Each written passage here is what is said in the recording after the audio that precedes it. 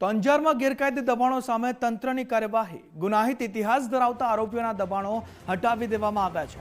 શેખ ટીંબા વિસ્તારમાં ગેરકાયદે દબાણો દૂર કરવામાં આવ્યા। આશરે 1 કરોડની કિંમતના 5 મકાનો દૂર કરવામાં આવ્યા છે। પ્રોહિબિશન સહિતના ગુનાઓમાં આરોપીઓ સંડોવાયેલા છે। છેતરપિંડી અને ધાકધમકીના ગુનાઓમાં સંડોવણી। રેન્જ આઈજી ચિરાગ કોરડિયાની સૂચનાથી આ કાર્યવાહી કરવામાં આવી છે અને પૂર્વ કચ્છ એસપી સાગર બાગબાનની માર્ગદર્શન હેઠળ કાર્યવાહી કરવામાં આવી છે। જે આરોપી પિચ્છુ શેખ પોપટ સતારના ગેરકાયદે દબાણો જે હતા તે દૂર કરી દેવામાં આવ્યા છે। અબ્બાસ શેખ, ભૂરો શેખ, મુંડી શેખના ગેરકાયદે દબાણ હટાવી દેવામાં આવ્યા છે। આ કાર્યવાહી કડક કાર્યવાહી કરવામાં આવી છે। સંવાદદાતા કૌશિક ફોનલાઈન પર જોડાયા છે। કૌશિક, આ ગેરકાયદે દબાણો સામે તંત્રની લાલ આંખ, શું છે વિસ્તૃત વિગતો?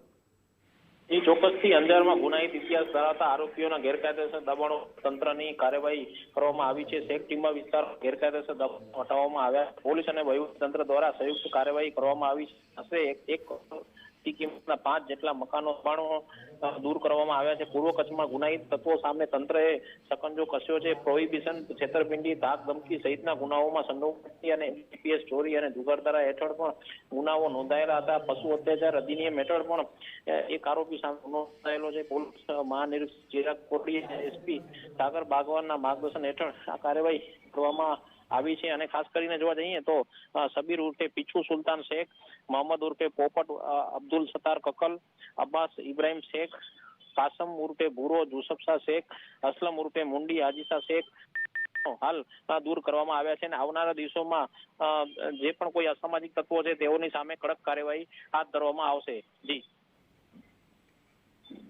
જી, સમગ્ર માહિતી બદલ આભાર કૌશિક।